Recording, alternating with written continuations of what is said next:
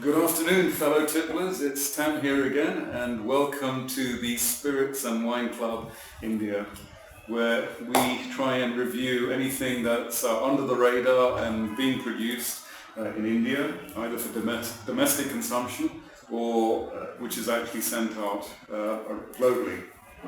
Today I'm having a quick review of the Fratelli Chenin Blanc. And if this comes out on the camera. And for a 750 ml bottle, the alcohol content is about 13.5, and it retails for around 692 rupees in Karnataka. So this should be an interesting wine to review. I think it should be available in most good off licenses and liquor shops. So without further ado, let's start. Now, those keen amongst you would be wondering how an Indian wine producer gets an Italian sounding name. Fratelli. Why Fratelli?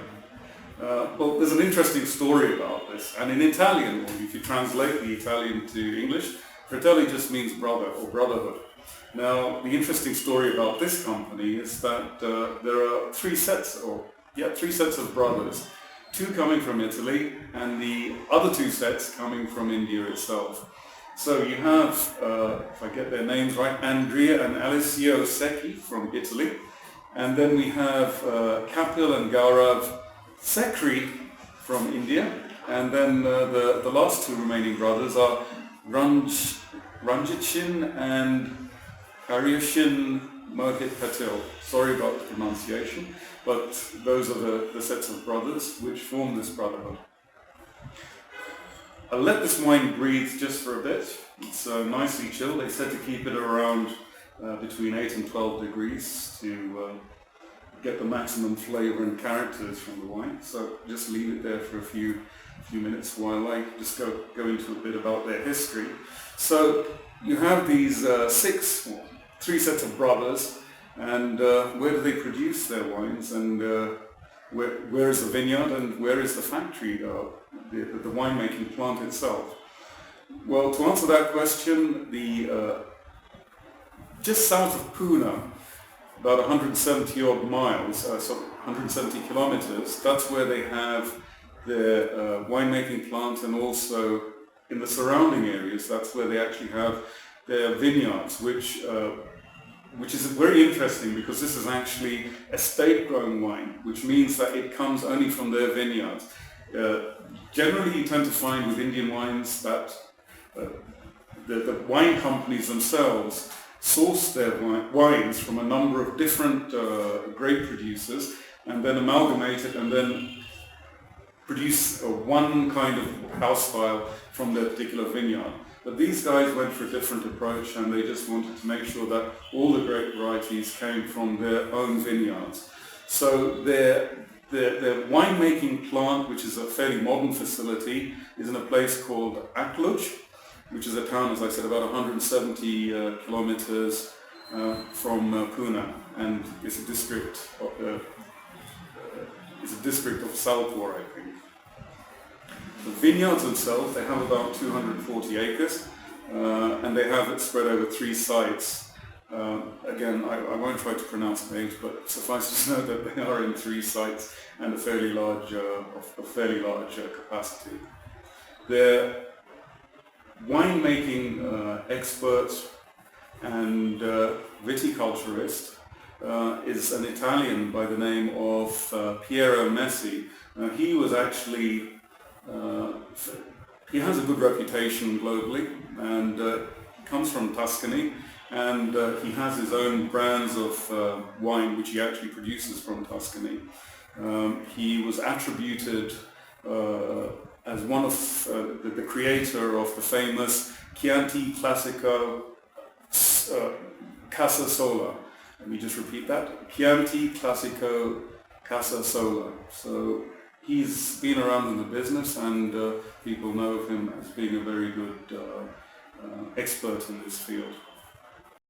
So the vintage on this, I think, will be 2014. So let's give it a swirl and let's give it a nose and a drink.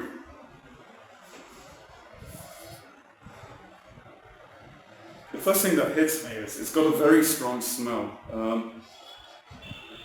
It actually smells a bit of cheese, but not the cheese itself. Now just imagine a press where as the cheese is actually being made and the press is squeezing out all the liquid, it smells more like that liquid rather than the cheese itself. I guess if it breathes for some more time then that aroma would possibly change, but at the moment I'm picking up that smell. Nothing unpleasant about it, but it's just a very strong smell, which is interesting. So I'm assuming that if it's a strong smell, then I'm going to get something of an interesting taste coming through it. Colour is a pale yellow, nice rich clean colour. And do I get any other aromas coming out of it? Besides that cheese, it is supposed to have a very tropical, fresh kind of taste, something like, something like pineapples, for example. I'm picking something up like that now.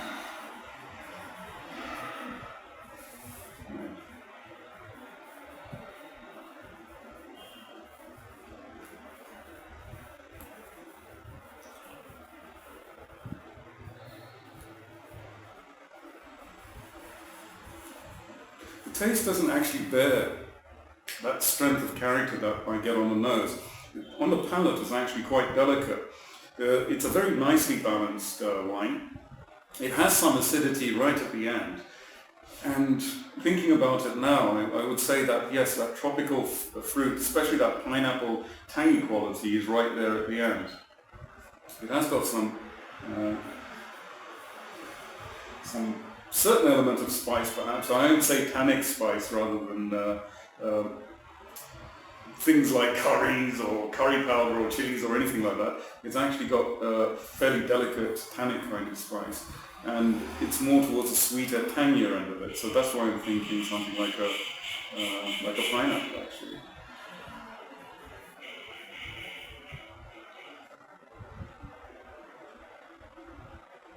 It's quite sweet as well. So I'd say it's not as strong in the palate as it is on the nose. It's quite delicate. It's got a nice balance to it, and the acid just hits you at the right proportion in a nice balance towards the end. If I was pairing this with something, it's fairly light on the nose. On the palate. So you need something delicate in terms of flavor. There have been suggestions of, say, Vietnamese foods, things like sushi, which I think makes sense because the strength of the aroma itself can match that of sushi, for example, or the cold Vietnamese rolls as another type. So it's not bad in that respect.